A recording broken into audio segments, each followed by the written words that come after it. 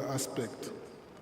I think we also heard that in South Africa, there have been instances, ladies and gentlemen, when at the end of the day, people, after recycling, you realize that, the quality of the recycled material is not fit for use because maybe it's contaminated or soiled along the way.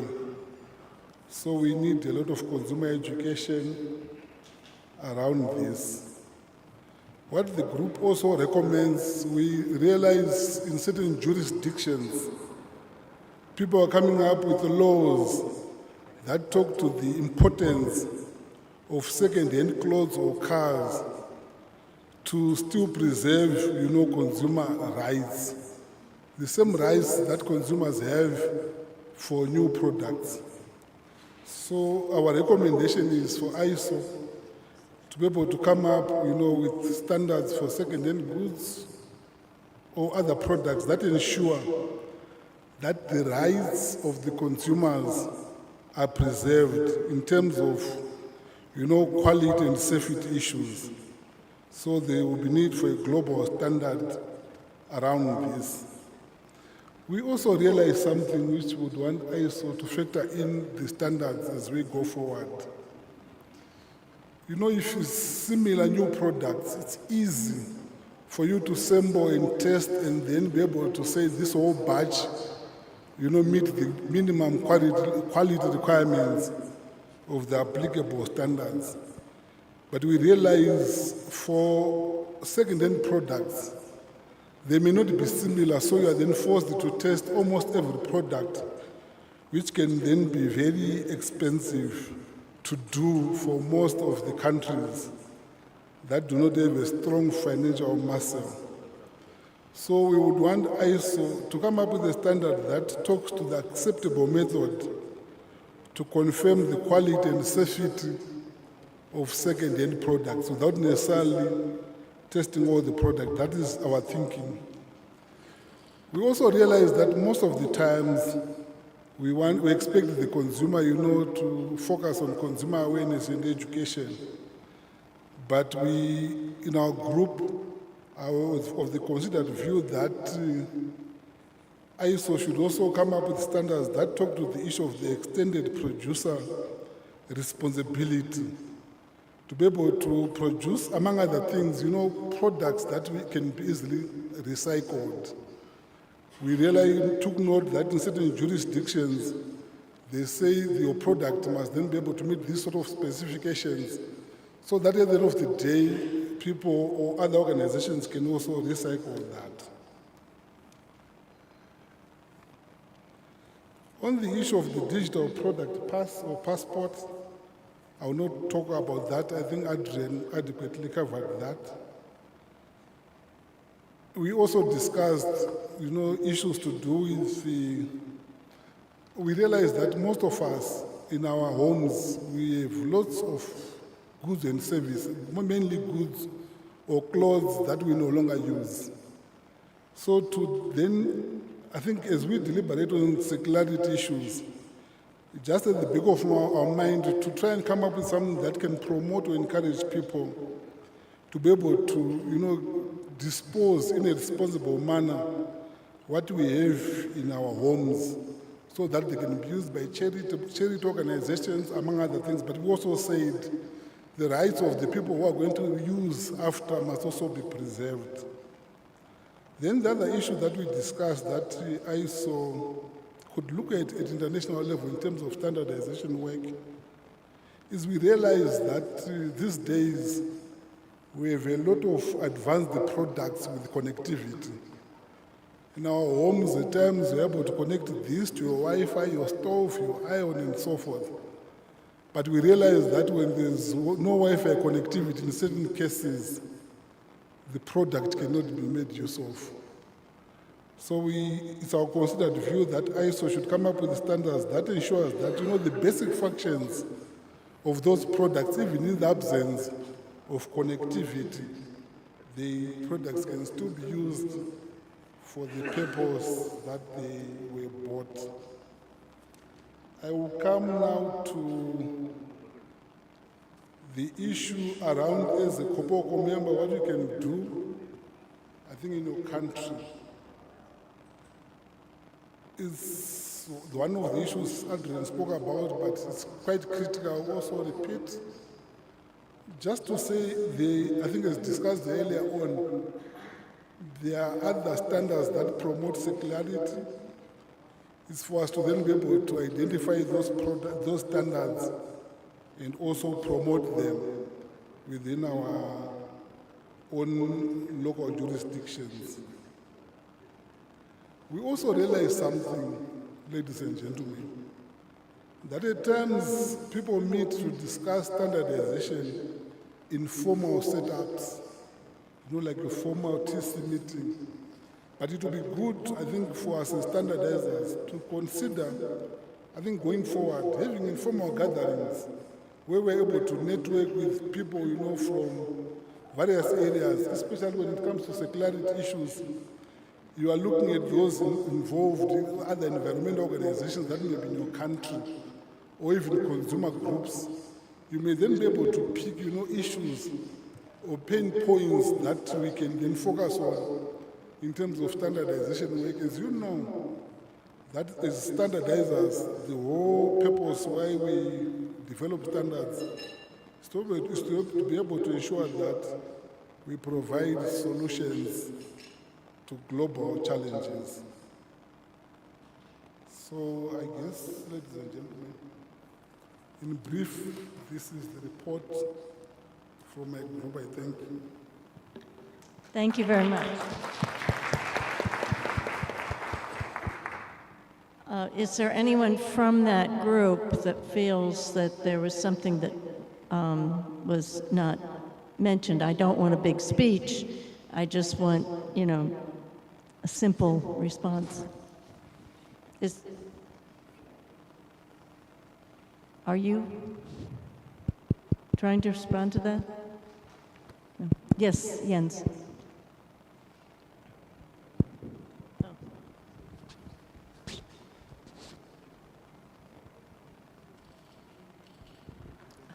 I don't think we had to add to that report. It was quite full. But I could say that there were some other ideas, but they will be presented to you, Linda, in written format, and also to the Secretariat. So I don't think we have to prolong the report right now, because it was a very good report, but there are elements that will be fed into the process. Thank you. Okay, for the center group, who's the rapporteur? Okay.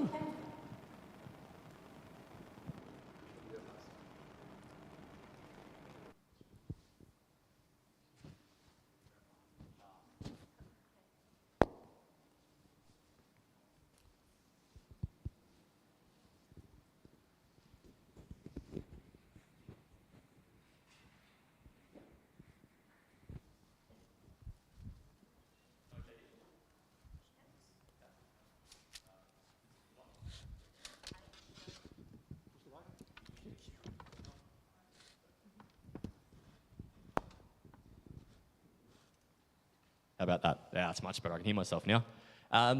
Look, we had a lot of fantastic ideas. I actually got genuinely excited about quite a few of them. So in terms of what can a COPOLCO member country do at home, some of the great ideas we came up with was the first obvious one. Every COPOLCO member country should have a circular economy mirror committee. That's the first one. So plug in straight away there. Some other great ideas that we came up with were a standard for a national battery recycling program, something that's really, really encouraging repurposing into different uses. So the guys at CATS from Korea, they've got an excellent battery recycling program that uses not completely depleted batteries, turns them into storage units, and basically is underpinned then by safety standards as well, which is a great idea. Another idea was asking NSBs to focus on longer life in manufacturing standards. So when we're creating manufacturing standards in anything, trying to really bit of focus in those standards into prolonging the life of whatever it is that we're manufacturing. Another part of that was encouraging easier to recycle materials in manufacturing. So keeping that in mind when we're producing anything, try and put into the standards to use materials that will be easier to recycle and repurpose as we go. Another great idea that we came up with was we're looking at a committee in standards, which, as we mentioned before, are very horizontal. So like AI, circular economy, these are standards that are industry agnostic. They kind of apply to everything, but that does make them difficult to implement. So NSBs could then look at industry-specific handbooks, technical reference guides, tech specs, things of that nature. So for example, if you've got a big agriculture industry, you could produce a guide that says, here's all the circular economy principles, here's a handbook for farmers to take into account the kind of waste and production and everything they need to do to try and increase the circularity in their processes. Something else that we came up with was just basically a better promotion nationally of circular economy standards. So the standards are out now. The NSBs can do more to promote them in their own countries. Also supporting research into how we can repurpose existing waste. So there are things that currently just are not taken into account at the circular economy level. Things such as, for example, in Jordan, I believe they're looking at repurposing sludge into different ways to, I think, refuel and reproduce that waste. So getting countries to, lobbying countries to invest and do research into how we can take stuff that we don't think currently can be put back into the circular economy and get it in there that way. Covered that already. Oh, sorry. A really good idea that I think the gentleman from Japan came up with was we've got a lot of online marketplaces at the moment, Facebook Marketplace and the like, where consumers are selling to consumers, which is great because they're not throwing out products that they're done with, they're reusing them. But a lot of people might find that unsafe, unclear how to interact with it. So NSBs could produce sort of like a customer handbook on things you should be aware of when interacting in a consumer-to-consumer marketplace. Things to watch out for in ads, red flags, things that you should be taking into account. You know, if they're not providing me with a nice clear address and a phone number and a photo, I probably shouldn't go and meet them to buy their PlayStation. So things of that nature. And then in terms of what COPOLCO can do then at the global level, so one of the things we talked about was encouraging lobbying of government to both enforce or legislate circular economy standards into current rules and regulations wherever possible, and also to get them to incentivize industry and companies to follow circular economy standards by providing incentives and tax breaks and things like that. COPOLCO to work really hard with DevCo on awareness campaigns. So in countries where they're struggling to get on the circular economy train, really providing whatever support COPOLCO can through advertising, through liaisons, whatever it might be, to really encourage people to get involved there. Gathering and sharing case studies. So we heard a lot from our group of what their countries individually were doing and some really great success stories about how they're incorporating different elements of circular economy into their work. So we thought COPOLCO could do a bit of a survey, get the best stories from everyone on what is working and share those with other countries, DevCo, everyone, and say, well, this is what they're doing in Japan, this is what they're doing in Korea, this is what they're doing in Jordan, etc. And hopefully promote it that way. Having a formalised circular economy engagement strategy.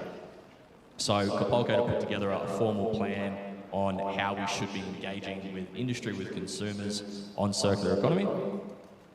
Another really great idea that one of the guys came up with was developing a guide for consumers on their personal waste so they can be a little bit more aware of what they're actually producing. So it would involve a lot of surveys, a lot of work, a lot of research, but being able to put something up that says the average person goes through X amount of kilograms of food, they throw away X amount of kilograms of clothes and textiles, etc. Showing people what the average person or the average family is actually producing in waste, letting them find a way to compare that to themselves to try and increase awareness there. We also brought up a circular economy labelling scheme, so similar to environmental labelling, where companies now, manufacturers, are being encouraged to be careful of making misleading environmental claims. We could then potentially develop a scheme globally for not to make misleading circular economy claims, and to have some kind of a scheme there that says how much percentage of a product was developed in a circular fashion. And then I think the last thing we really did was encouraging consumers to lobby their own governments and their own industries to really develop more and get more involved in the circular economy. So find ways to encourage consumers to do some of the work themselves. And then I think the last one was, it was asked if perhaps the Circular Economy Committee, the COPOLCO Committee, various other committees where there are standards that have an element of consumer protection and an element of circular economy, whatever committee there may be, to a really detailed mapping exercise where all that crossover happens, and it can be laid out nice and clear so that anyone who wants to actually find out what's going on has access to all that information. And that was it. I'll stop talking.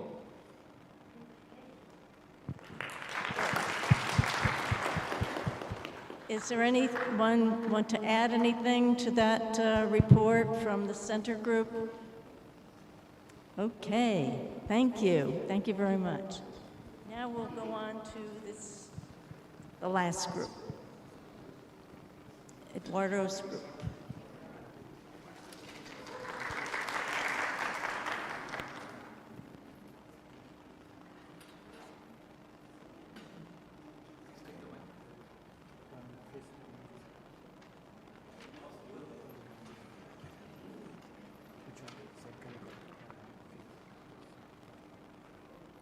Testing. Okay. Hi, everyone. I am the co-rapporteur from the U.S., Kyla Miller. I will just introduce the topic and let you know what national bodies we had in our group. We had input from Jamaica, the Democratic Republic of Congo, U.S., Brazil, UK, Malaysia, Ethiopia, France, India, and the DRC. And I will pass it over now to our lead. Hi, my name is Cara, and I didn't expect to be participating in this capacity at my first COPOLCO plenary, but hopefully I'll be doing a good job. So, the team, in response to the second question, we have an extensive list of ideas.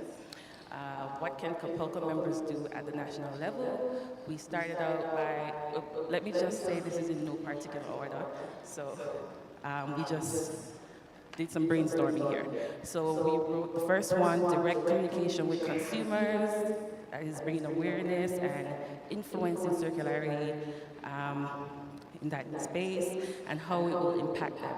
The next would be to establish information points, like a one-stop shop for queries and assistance. You know, there might be persons who are now aware of circular economy and would like to bring circularity in their process, and they can come to this inquiry point and ask for assistance in how they could do that. The next would be collaboration with NGOs to disseminate information, not only with NGOs, but we also have on our list somewhere collaboration with other government organizations, consumer organizations, and regional bodies. The next we have visible schemes for refurbishing, recycling, disposing of old electrical items. We have, below that, encourage local authorities to put schemes, incentives in place.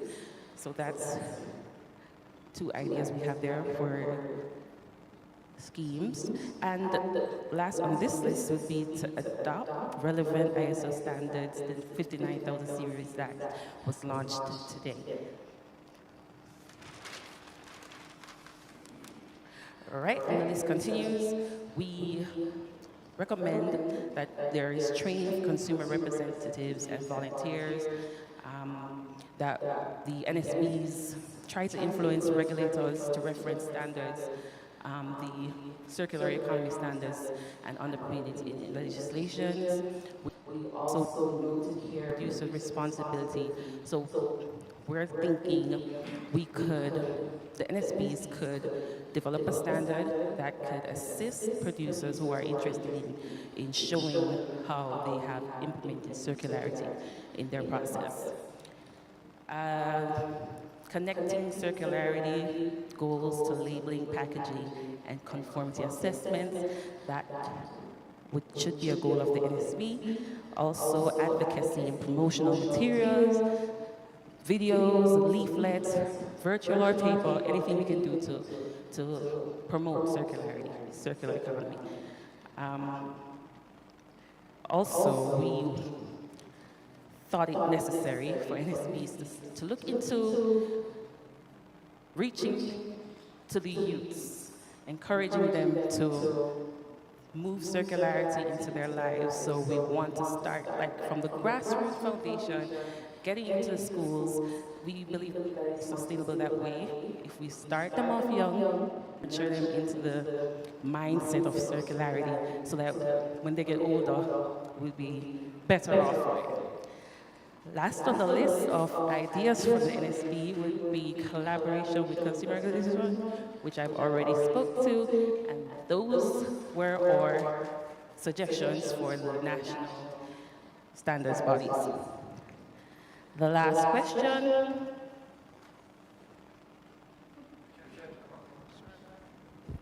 Okay. So what recommendations can COPOLCO make at the international level? Some of these, am I better? Okay.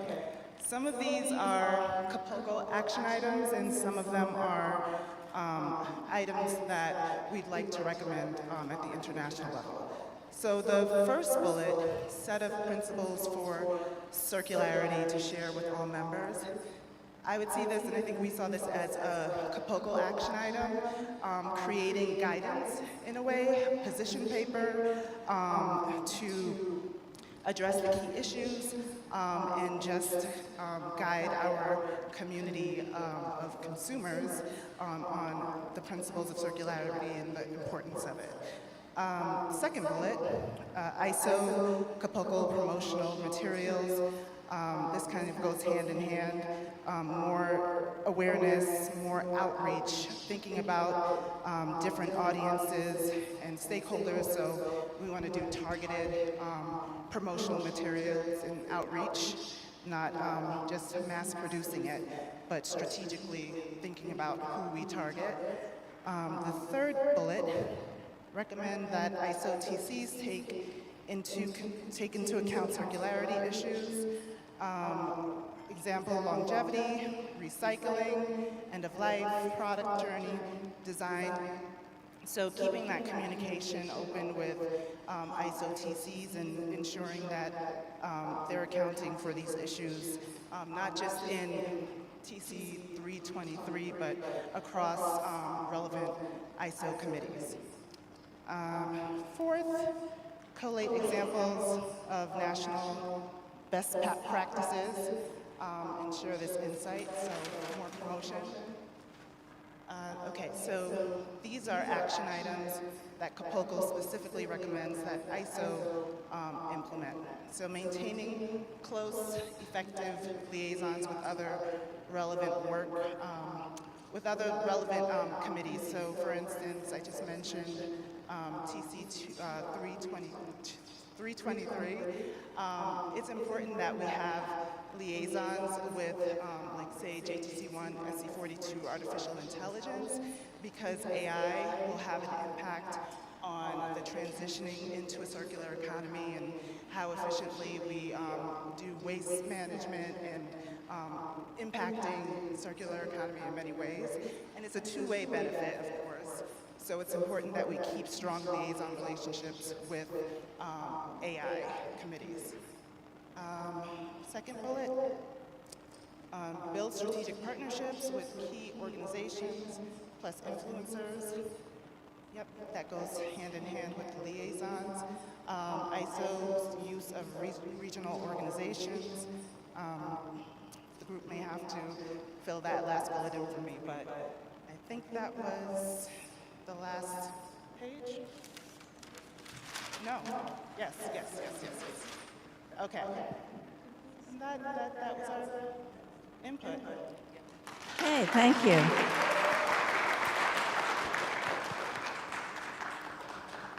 Are there any very important points that were not made by the rapporteurs in a short presentation?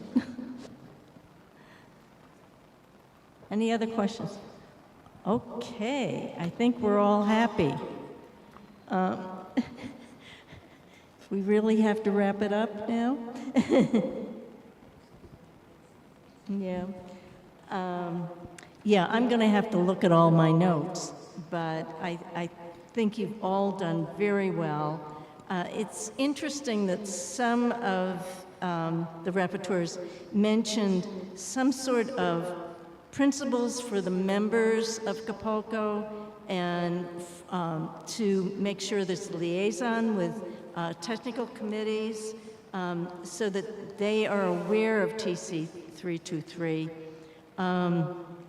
I like the idea of having a special guide for consumers to look at what's in their home and what they're doing as far as developing a guide on personal waste for consumers.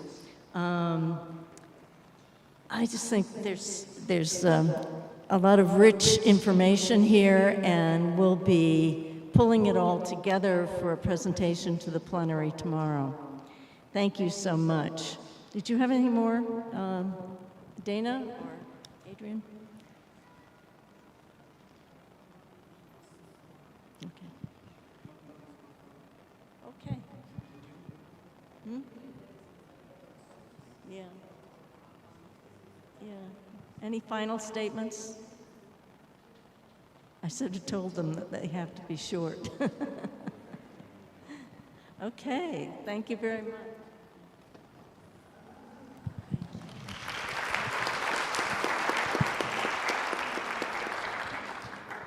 So thank you very much, everybody. So we'll be getting together. As Linda said, we'll discuss this a little bit more and try to distill some actions under agenda item 13 tomorrow afternoon. So we encourage you to do a little bit more thinking about it and to come prepared to discuss it a little bit more. And really, a big thank you to Linda and the speakers and discussion leaders, and to all of you for your enthusiastic participation. And I'll just conclude with a few reminders. So as you leave, please be sure to sign a register with KEB staff for the dinner tomorrow night, and if you wish, for the optional tour. The tour on Friday morning, I'd like to remind you, is payable. It costs between $40 and $50. Then, tomorrow morning, we'll be meeting here at 9 o'clock.